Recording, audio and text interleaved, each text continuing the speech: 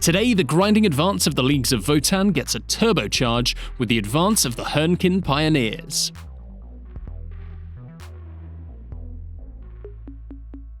Welcome to Hobby with Ollie, where today I'll be painting up the Hernkyn Pioneers from the recent Leagues of VOTANN army box, taking them through from box to battlefield.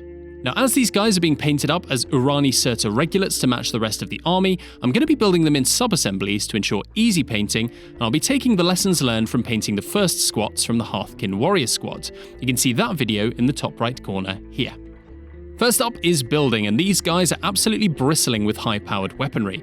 To add to this, the guy I'm going to build for today is going to be armed with a high-las rotary cannon, 9 strength 6 shots, which are looking pretty juicy.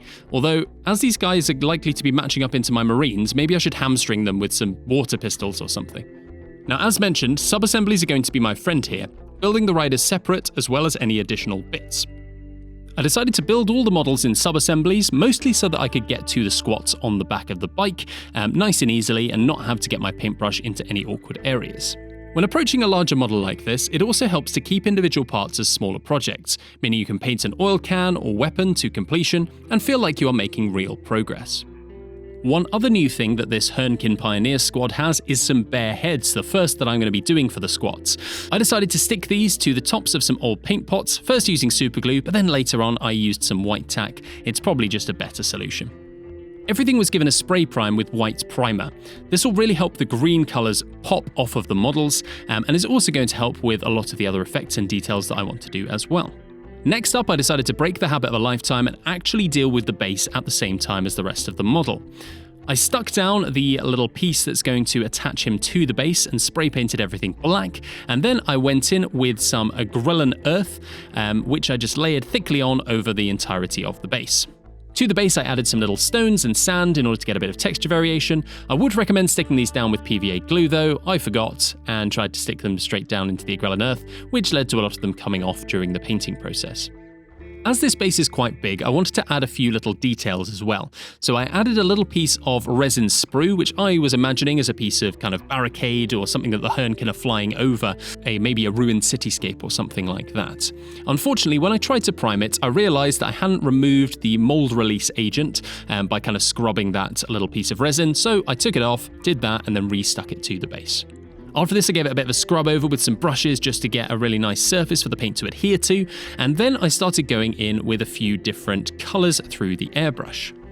Through the airbrush, I added a variety of brown and then purple hues, just to kind of give a bit more visual interest to the base of this model. Next, I assembled all the pieces. Now, my solution for my spray booth is little pieces of cardboard insert from some cardboard box or another, and to these I add some masking tape flipped over, which I then stick all the pieces to. I'm going to start off with the olive green, as that's going to be the main armor color, and as I'm using the airbrush this time, it actually goes on pretty smoothly in just a couple of coats. If you watch the Hearthkyn Warrior episode, you'll have seen that it takes about 5 or 6 coats, but only 3 through the airbrush. With the green done, I decided to do a bit of a dry fit on a few of the shapes, just to kind of see what I was working with. I then decided to block in a few base colours, starting with the silver. I decided to start off with gunmetal from Vallejo, which I think is the only paint that I've used in every single video about painting on the channel so far.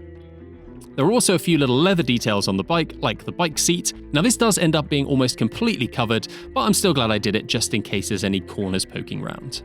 For the little light on the front, I started with a base coat of Wraithbone, to which I then added some yellows in order to get it up to a sort of bright yellow. I then went over the little grates over the front with a little bit more of that gunmetal paint, just to show that the light is shining from behind.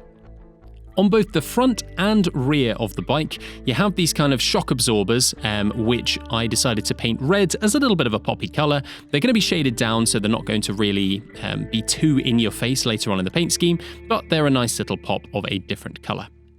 Next up comes the messy bit. First off, a black wash over all the metal. For this, I use a combination of a thinned down black paint, and then I also picked out some little details with Agrax Earthshade as well. I decided to beef up the worn down and rusted appearance with a bit more Agrax Earthshade, this time focused around the tip of the gun barrel and then also the underside of the metallics. Next, it was on to the little hover magneto jet things. These I decided were going to be glowing with a pulsing blue. I started off painting them with gunmetal in order to represent the mechanical elements underneath. To this, I then added some white ink, which I sprayed delicately, making sure to focus it around the center, and then in some little lines, kind of going out in 4 directions. I'm not quite sure what the mechanism would be here. I'm imagining some kind of spinning magnet, which helps to levitate this object. Next, I used a mix of Pterodon turquoise and contrast medium through the airbrush in order to go over that white ink and start to tint it a little bit blue.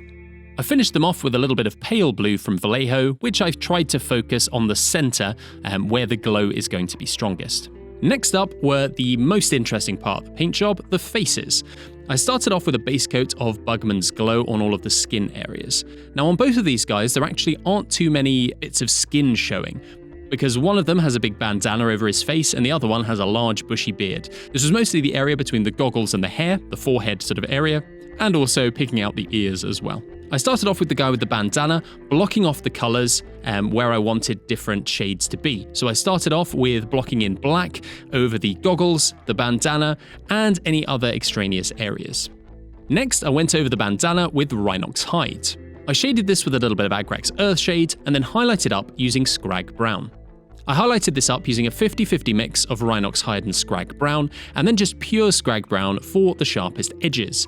Now, I also used this scratchily, which is something I applied to a lot of the leather across the model, which is just to use little X's and dashes rather than using a pure edge highlight where you might just drag the brush across the entirety of the edge. Now, for his glasses, or his cool shades, I decided to use some Vallejo Silver and just applied this directly over the black. To finish off the skin, I used a 50-50 mix of Bugman's Glow and Kislev Flesh, focusing this around the ears and the areas where the light is likely to hit.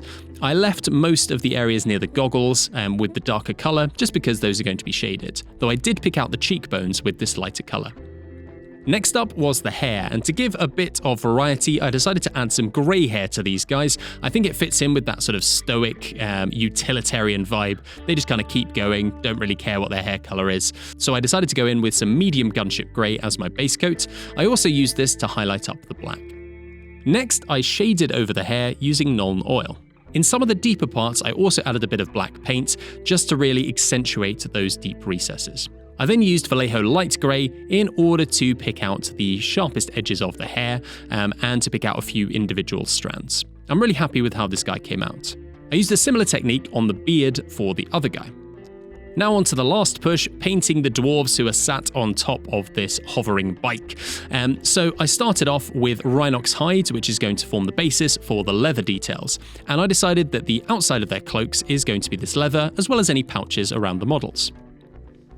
Next, all their trousers got a base coat with Skarsnik Green. And then I blocked in any black areas using Abaddon Black. This really helps to give an impression as to what the model is going to look like and where extra effort needs to be put in. The driver of this particular bike has a really cool kind of furry hood, so I first went over this using Wraithbone. For the interior trim of the cloak, I used Vallejo Light Brown. Both of these colours then got an all-over wash with Agrax Earthshade. I painted over the last little details, metal details on his Void suit using gunmetal, and then shaded over this using Nuln Oil. I highlighted up the green armor using a mix of Caliban Green and Flash Gitz Yellow. I used this as an edge highlight. I added a purple tuft, the little resin base piece, and a little bit of razor wire. And with that, this Hernkyn Pioneer is ready to ride out to meet the enemies of the kin.